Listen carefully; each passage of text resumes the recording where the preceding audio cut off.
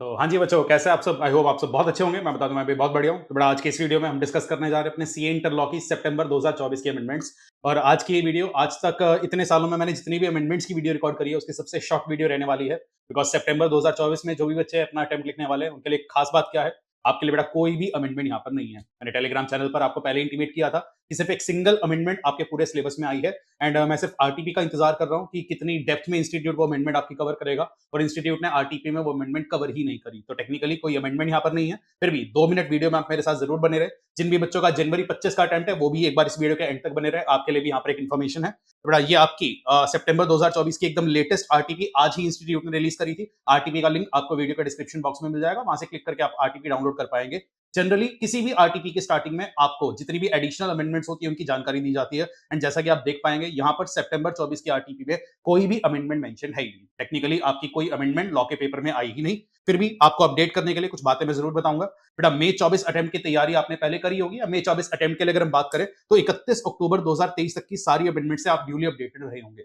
अब आपका अटेम्प्ट सितंबर 2024 आने वाला है। एंड मई से सितंबर जैसे हम आगे शिफ्ट करते हैं तो यहां पर एडिशनल अब ये 4 महीने की अमेंडमेंट्स आपको और तैयार करनी पड़ती है। That is November, December, January and फरवरी।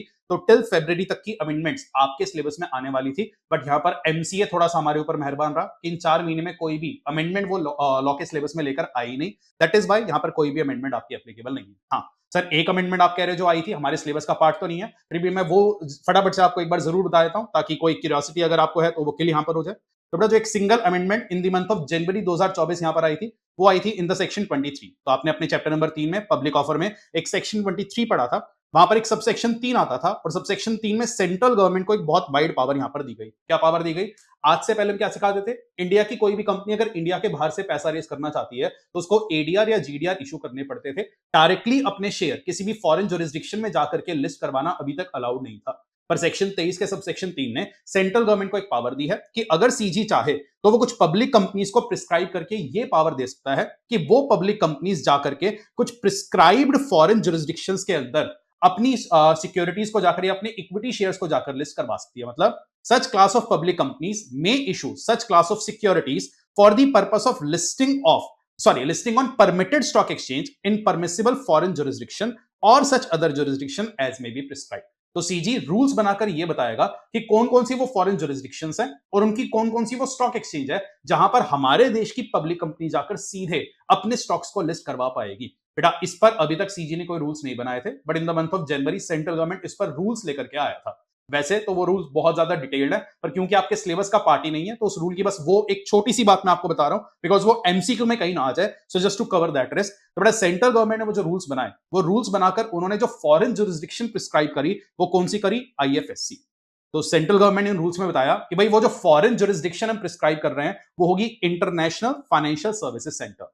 बेटा ये जो इंटरनेशनल फाइनेंशियल सर्विसेज सेंटर है ये इंडिया का ही पार्ट है। इसका एग्जांपल हमने क्लासेस में सीखा था। अभी तक इंडिया में सिर्फ एक ही आईएफएससी है and that is gift city in Gujarat, और सेंट्रल गवर्नमेंट ने उसी को यहां पर नोटिफाई कर दिया है। तो बेटा जो आईएफएससी है उसे यहां एक फॉरेन जुरिस्डिक्शन की तरह नोटिफाई किया गया। एक बात का ध्यान रखना बेटा, ये इंडिया का ही पार्ट है, इंडिया में ही लोकेटेड है, फिर भी इसको एक फॉरेन टेरिटरी की तरह ट्रीट किया जाता है बिकॉज बाय नेचर ये एक टाइप का स्पेशल इकोनॉमिक जोन है। तो जो आईएफएससी है इंडिया में होने के बावजूद, फॉर एग्जांपल गुजरात में आईएफएससी जो है वो है तो इंडिया में ही, पर उसको एक फॉरेन टेरिटरी की तरह ट्रीट किया जाता है और सेंट्रल गवर्नमेंट ने इसी को नोटिफाई किया। तो ये है हमारी परमिसिबल फॉरेन जुरिस्डिक्शन। और आईएफएससी की दो स्टॉक एक्सचेंजेस को यहां पर प्रिस्क्राइब किया गया। कौन कौन सी? एक तो इंडियन इंटरनेशनल एक्सचेंज और एक एनएसई इंटरनेशनल एक्सचेंज। इन स्टॉक एक्सचेंजेस को यहां पर प्रिस्क्राइब किया गया है। कहने का तात्पर्य है इंडिया की कोई भी अगर पब्लिक कंपनी है जो इन रूल्स के अंदर प्रिस्क्राइब है, अगर वो कंपनी चाहे तो वो आईएफएससी में जाकर इन स्टॉक एक्सचेंजेस पर डायरेक्टली अपनी सिक्योरिटीज को लिस्ट करा पाएगी। There are certain conditions to it, पर वो सब आपके सिलेबस का पार्ट नहीं है, वो रूल्स में डिटेल में प्रिस्क्राइब है। तो नेट नेट मैक्सिमम अगर आपको ध्यान रखना हो ये वाली बात ध्यान रख लेना कि IFSC is the permissible foreign jurisdiction और Indian international exchange and NSE international exchange, इन दो स्टॉक एक्सचेंजेस को यहां पर प्रिस्क्राइब किया गया। जो हमारे लेटेस्ट बैचेस थे उसमें ये वाली अमेंडमेंट हम ऑलरेडी कवर करते हुए चल रहे थे, तो बस ये एक छोटी सी अमेंडमेंट है। बट वंस अगेन क्योंकि आपके सिलेबस का पार्ट नहीं है तो इसलिए आरटीपी में आपको ये अमेंडमेंट देखने को नहीं मिलेगी। तो बेटा this is all about today's amendment class. मैं इसमें क्या ही बताऊं बेटा, आज की अमेंडमेंट क्लास आपकी कवर हुई। हाँ, वीडियो में मैंने कहा था जो बच्चे अपना जनवरी का अटेम्प्ट देने वाले हैं उनके लिए भी यहाँ पर एक इंपॉर्टेंट इन्फॉर्मेशन है। तो जनवरी वाले भी आज जाते जाते मेरे से आज ही ये अपडेट ले जाएं। तो बेटा जिन भी बच्चों का जनवरी अटेम्प्ट आने वाला है आपके लिए आगे की और 4 महीने की अमेंडमेंट्स अब आपको पढ़नी पड़ेंगी।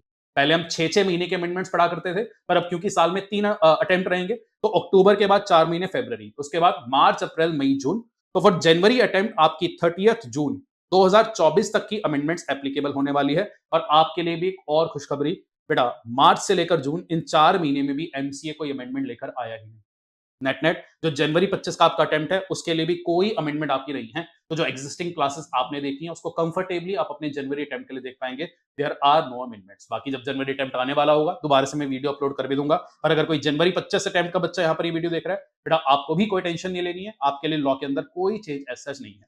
तो इस वीडियो को हम यहीं पर रैप अप करते हैं। एंड ये एक छोटी सी अमेंडमेंट की अपडेट आपके लिए। Wishing you guys all the success. इसी तरीके से अपनी सितंबर अटेम्प्ट की तैयारी चालू रखिए। And make me proud, make yourself proud. Take care, good bye.